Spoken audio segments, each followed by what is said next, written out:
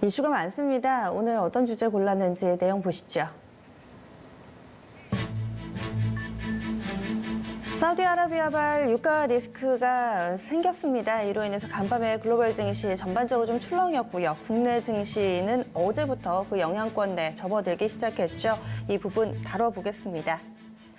내용을 보자면은 지난 주말이었습니다. 현지 시간으로 14일 사우디아라비아 당국은 예멘 반군의 이 드론 공격으로 인해서 아브카이크와 쿠라이스의 석유 시설이 공격을 받았고 이로 인해서 당분간 가동을 중단한다고 밝혔습니다. 사우디아라비아 에너지 장관은 이번 공격으로 사우디 전체 산유량의 절반인 하루 평균 약 570만 배럴의 원유 생산이 지장을 받게 됐다고 밝혔는데요. 이와 관련해서 이 부분이 단순히 사우디아라비아의 석유 시설이 받은 것이 아니라 미국과 이란 간의 감정 싸움으로 그리고 혹은 무력 도발로 확전될 만한 가능성도 현재 제기되고 있습니다. 트럼프 미국 대통령은 사우디 피습과 관련해서 컨팅전시 플랜을 논의하고 있다라고 밝혔고요. 또 이 부분들 앞으로 또 이 부분의 배후가 이란이 확실하다면은 지금 무력적으로도 뭔가 공격을 할 수 있다라고 가능성을 내비쳤습니다. 하지만 이란 대통령은 사우디 공격은 예멘의 자기 방어다라면서 발을 빼고 있는 상황이어서 아직까지 진실 공방이 펼쳐지고 있는 모습입니다. 이런 가운데서 국제유가는 바로 반응을 했죠.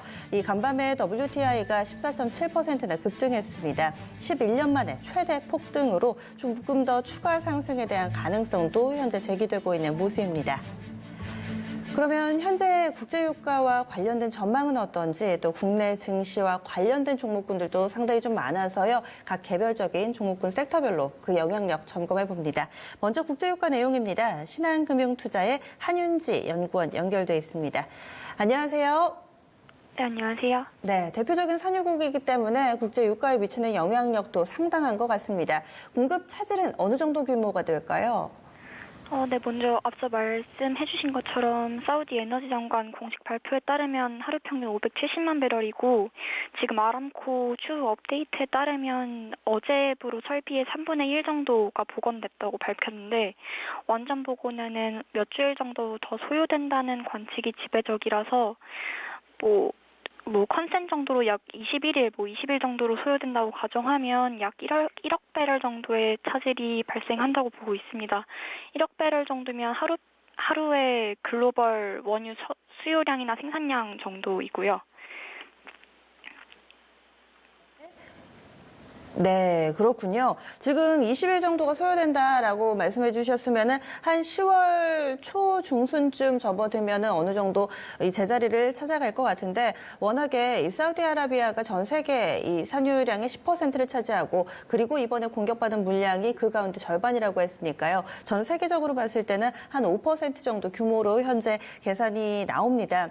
그리고 복원 소요 시간까지는 20일 정도 소요된다. 이렇게 이야기가 나오는데 그러면은 이 부분들 지금 표를 통해서 그동안에 좀 국제 유가 움직임과 사우디 쪽에서의 생산량이 또 어떤 움직임을 나타내는지 좀 더 자세하게 들여다보겠습니다. 한연구원님 지금 연결돼 있으시죠?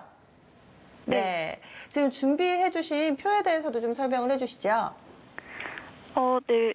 그 차트 보시면 사우디 원유 생산이랑 세계에서 차지하는 비중인데 사우디 원유 생산은 지금 19년 이후로 계속 감소세긴 하지만 거의 지금 1,000만 배럴 정도 하고 있고요. 그래서 지금 570만 배럴에서 3분의 1 정도 복원됐으니까 이 중에 한 30%가 차질이 있다고 보시면 될 것 같습니다. 네.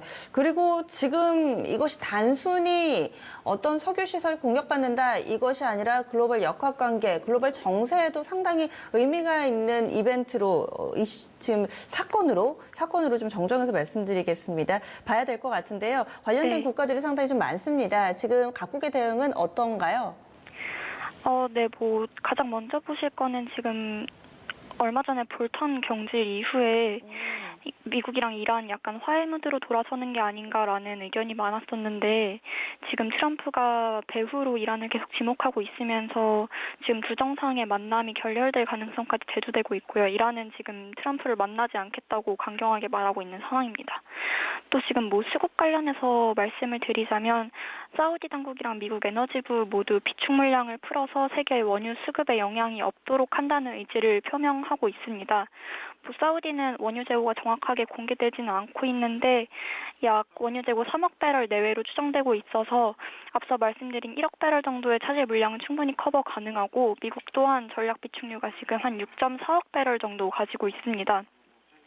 미국 전략 비축유는 비상사태 방출해야 되는 물량으로 가지고 있는 건데 과거에도 대통령 행정명령을 통해서 1991년 걸프전이나 2005년 허리케인 카트리나 2011년 리비아 생산 차질 사태에 이런 물량을 방출한 적이 있고요. 그래서 이번에도 이런 물량을 방출한다고 결정한 것을 봤을 때 중장기적 수급 이상 크게 없을 거라고 보고 있습니다. 그러면은 유가가 지금은 한 60달러 선 정도 기록을 하고 있는데요. 여기에서 어느 정도 단기 고점을 만들고 진정될 거로 보시나요? 네, 연말로 가면 진정될 거라고 보고는 있는데 지금 단기적으로 그러니까 짧게 한 달, 두 달 내에서는 이 이상으로 더 튈 가능성도 배제할 수는 없다고 보고 있어요. 네, 그렇군요. 알겠습니다. 그럼 말씀 고맙습니다. 네, 감사합니다. 네, 국제유가가 이렇게 추세적으로 또 우상향하는 패턴까지는 내다보지 않고 있습니다. 혹은 또 일각에서는 이 부분이 미국이 이란을 공격을 하게 되면 또 이런 부분들도 지정학적 리스크로 인해 유가가 더 오르지 않을까라는 시각도 있는데요. 이 부분에 대해서는 가능성이 그다지 높지 않은 것으로 판단을 하면서 국제유가 하반기로 갈수록 점차 조금 더 이런 안정을 찾아갈 것이다라는 것이 신한금융투자의 시각이었는데 그러면은 주가에 미치는 영향은 토마토 투자클럽 한기수 전문가와 함께하겠습니다. 전문가님, 어제 1차적으로 국내 증시는 좀 반영이 됐는데 이런 일이 나타나게 되면 가장 먼저 보게 되는 종목군이 정유주잖아요. 그렇죠. 어제도 그랬어요. 어떻다고 보세요? 일단 정유주뿐만 아니라 아주 많은 업종주들이 이제 유가 급등이라는 재료에 이제 연동을 해서 네. 이제 그 긍정적으로 또는 이제 부정적으로 이제 움직이는 그런 흐름이 나왔는데요. 일단 정유주들 같은 경우는 이제 유가 흐름에 가장 이제 민감하게 움직이는 업종이에요. 다만 이제 이 유가 급등이라고 하는 부분이 이제 정유주에 어떻게 긍정적으로 작용하느냐, 부정적으로 작용하느냐인데 일단은 긍정적인 측면에서 어제 작용을 했습니다. 주가가 어제 모두가 동반 상승세를 기록을 했으니까요.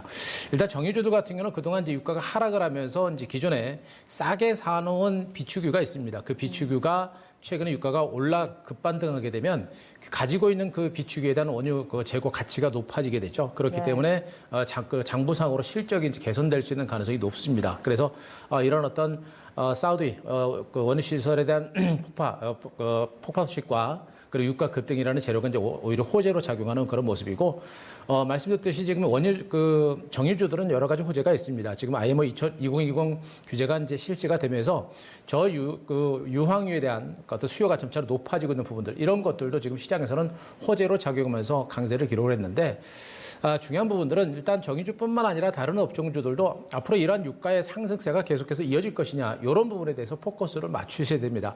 앞서도 잠깐 말씀하신 것 같은데요. 일단 미국이 이제 비축유를 방출을 하기로 결정을 한 상태에서 유가 급등세가 계속해서 이어지기는 쉽지는 않은 상태고 또 사우디의 이제 피폭 시설 복구가 일단 진행이 되고 있는데 당초 시장에서 당초 사우디에서 얘기한 것보다는 시간은 좀 걸리고는 있습니다만 사우디에서 빠른 복구를 하겠다라고 일단 언급을 했던 만큼 이런 어떤 복구가 계속해서 이어질 가능성이 높습니다. 이렇게 되면 국제 유가가 장기적으로 상승할 수 있는 가능성은 그렇게 높지는 않다. 이렇게 볼 수가 있겠죠. 어쨌든 간에 일단 사우디 정유시설에 대한 피격 소식으로 인해서 유가가 급등을 했고 그에 따라서 정유주들은 호재로 일단 받아들이는 그런 흐름이 나타나고 있는 부분이니까 정유주에서는 그런 식으로 보시기 바라고 정유주는 역시 유가 상세가 앞으로 지속적으로 이어질 것인가 여부를 보고 대응하시는 게 좋을 것 같습니다. 정유주는 오히려 1차원인데 이렇게 오르면은 같이 좀 오르는 경향이 있는데 석유화학주들은 또 복잡하더라고요. 이렇게 그렇죠. 원재료도 있고 제품가도 있고 많은 부분을 봐야 하는데 이 석유화학주에 미치는 영향은요? 정유주와 이제 석유화학주는 또 많이 틀립니다. 많이 다른데요. 이제 그림을 하나 좀 보면서 말씀 좀 드리겠습니다. 네. 어제 석유화학주들은 대체적으로 이제 중소기업들을 중심으로 많이 올랐습니다. 이제 흥구석유하고 한국석유화학이 어제 상한가를 기록했고 네. 여기에다가 이제 무역상사주라고 할 수 있는 현대상사라든가 포스코인터내셔널, 가스공사 이런 종목군들도 소폭 강세 그리고 말씀하셨던 정유주들도 소폭의 동반 강세를 기록했습니다.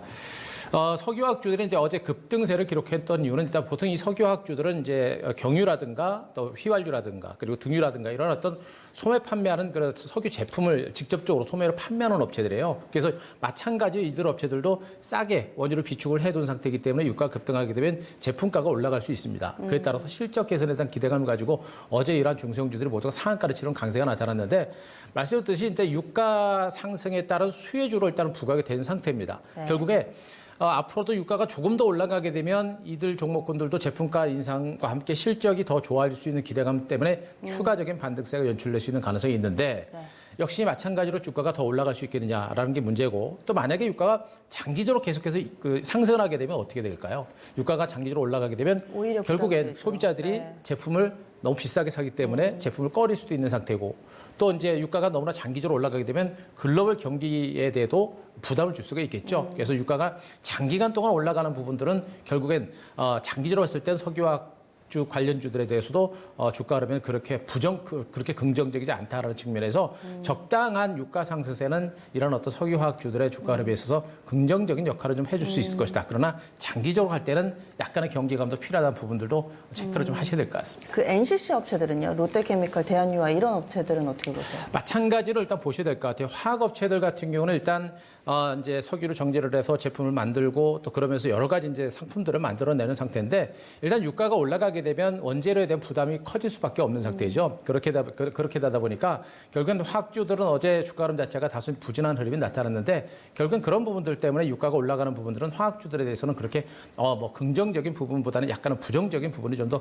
크다라고 보시는 게 좋을 것 같습니다. 네, 알겠습니다. 이번에는 조선주입니다. 최근 들어서 뭐 수주 소식도 잇따르면서 상당히 많은 관심을 받고 있는데 조선주도 이 유가 오르면 보통 수혜주로 분류가 많이 되잖아요.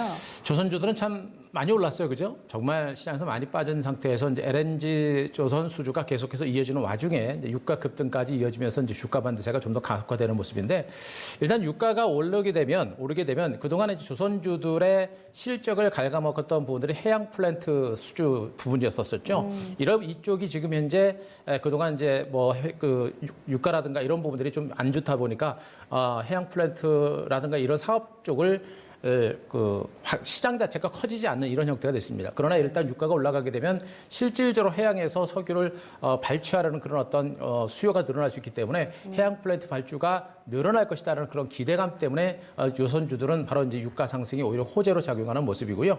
최근에 이제 LNG 관련 선박 발주가 계속 이어지고 있죠. 역시 이제 유가가 또 오르게 되면 결국엔 LNG 가격도 같이 동반해서 강세를 보일 수밖에 없는 상태입니다. 그렇게 되면 역시 LNG 관련 선박 발주도 늘어날 수 있는 가능성이 굉장히 높죠. 이런 부분들도 오히려 이제 유가 상승에 따른 호재로 작용할 가능성이 여전히 큰 것으로 보시면 되겠습니다.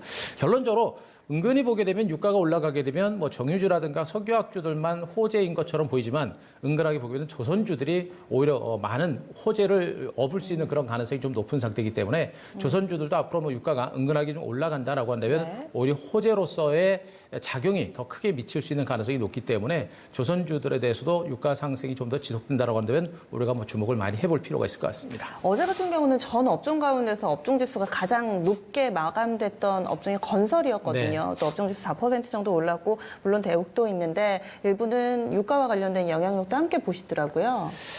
건설주들의 이제 반등세가 참 모처럼만이에요. 너무나 긴 시간 동안 조정을 받아왔고 또 네. 이제 정부의 이제 분양가 상한제라든가 이런 악재들 때문에 참 건설주가 반등이 나오는 게 힘들지 않을까라는 경계가 많이 있었는데 참 다행스럽게도 좀 반등이 좀 나옵니다.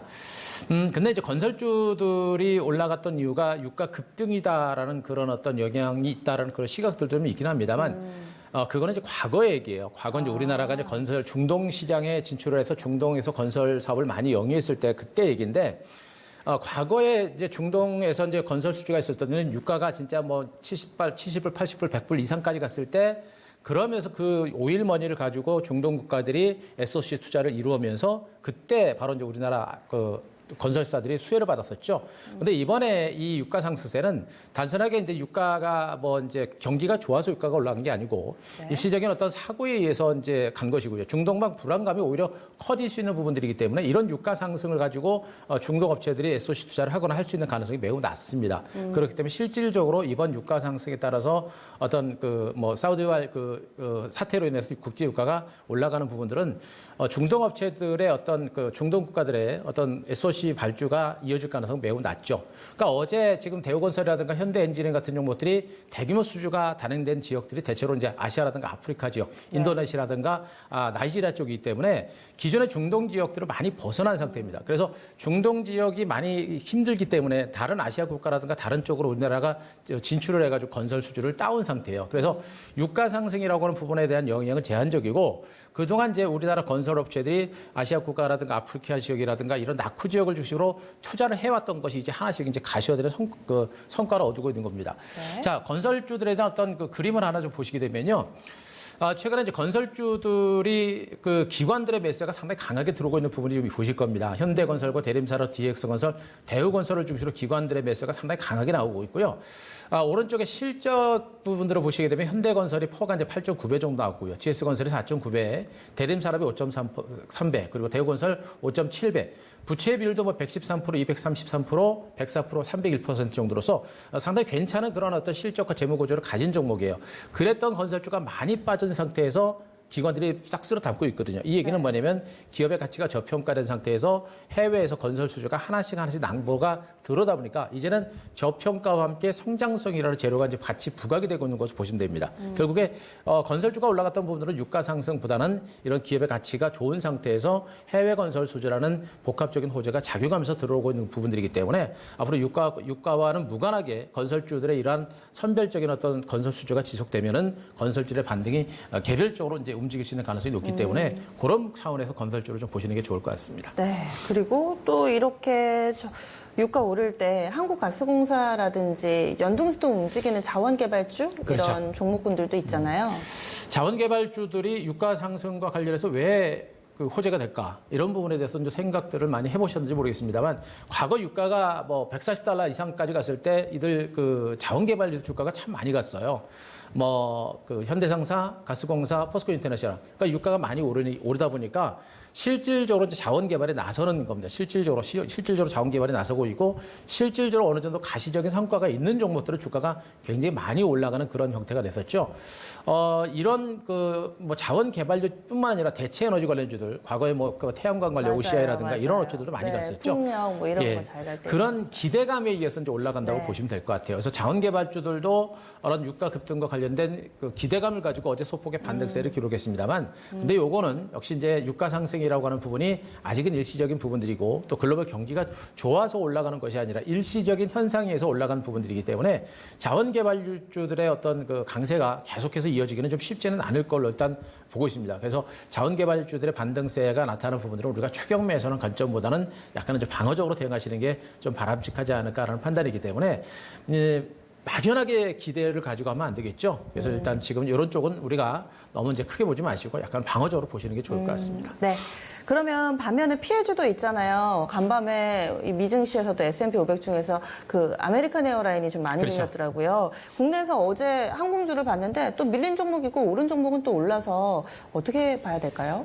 이 항공주도는 전통적으로는 유가가 올라가면 상식적으로 생각을 해도 워낙에 이제 큰 등치의 비행기를 띄우다 보니까 이제 뭐 유가가 올라가게 되면 그에 따른 부담이 있는 그쵸. 겁니다. 근데 그걸 이제 구체적으로 들어가게 되면 뭐 이제 유리할증료라고 이제 아실 거예요, 다들. 그러니까 1인당 항공주들은 이제 1인당 그 유리할증료가 유가 상승분을 상쇄를 하는 부분들인데 실질적으로 유가가 올라가면 그만큼 이 이제 항공 비행기를 이용하는 사람들이 많으면 많을수록 유가 할증료로 그 유가 상승분을 상쇄할 수가 있습니다. 근데 아시다시피 요즘에 어때요? 지금 항공사들이 워낙에 많죠. 저가 항공사들이 워낙에 많은 상태에서 이제 항공 수요가 공급이 너무나 많은 상태고 또 여기다가 일본과 관련된 한일 간의 무역 분쟁 때문에 일본령이 거의 이제 줄어들다시피 하고 있는 이런 상태죠.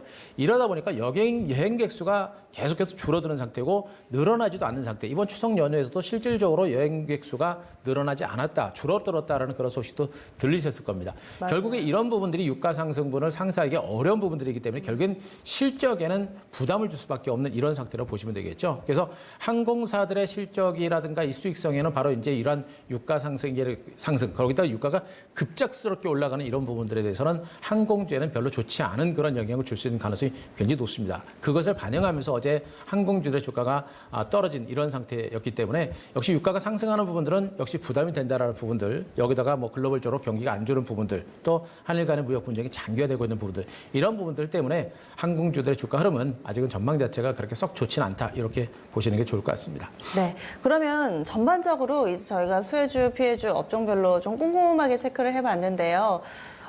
이와 관련해서 국제유가 관련해서 어떤 투자 전략을 세워야 될까요? 자, 일단 전략적인 부분들은 앞서도 말씀드렸듯이 이제 유가가 이제 급반등을 했고 사우디 정유 시설에 대한 피격으로 인해서 유가가 이제 급반등을 했는데 말씀드렸듯이 유가가 지속적으로 올라가는지 여부를 우리가 이제 체크를 해야 됩니다.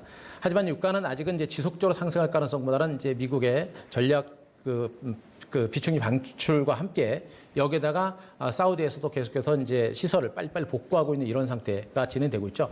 이런 부분들을 감안하게 되면 유가 상승은 제한적입니다. 다만 이란에 대한 어떤 미국의 제재가 계속해서 이루어질 수 있는 가능성이 굉장히 높고 이란을 중심으로 만약에 미국의 폭격이 만약에 이루어진다라고 하면 유가가 또 급등이 나올 수 있는 가능성도 분명히 있는 부분이에요. 그러니까 지금 당장으로는 미국과 이란 간의 어떤 관계가 급속도로 좋아질 가능성도 높지 않다. 이렇게 보게 되면 최선 유가가 다시 폭락할 가능성도 높지는 않습니다. 그렇게 되면 유가는 단기 급등이 난 상태에서 다소간 출렁출렁거리면서 방향성을 모색할 수 있는 가능성이 높겠죠. 그렇게 되면 지금 말씀드렸던 피해주라든가 수혜주 모두가 대체적으로 소강 상태, 관망 장세가 나오다가 유가가 올라가게 되면 수혜주들은 한 번 더 올라가고 그러다가 유가가 떨어지게 되면 오히려 수혜주로 올랐던 종목이 밀리는 이런 형태가 반복될 수 있기 때문에 유가 흐름을 우리가 예의주시를 할 필요가 있습니다. 다만 전쟁이라고 하는 것이 그렇게 쉽게 나올 수 있는 부분이 아니고 또 이란에서도 이번 어떤 그 사우디 정유시설에 대한 폭격에 대해서 완강하게 자신들이 안 했다 이렇게 뭐 얘기를 하고 있기 때문에 그렇게 쉽게 그 미국이 전쟁을 벌이거나 할 수 있는 가능성은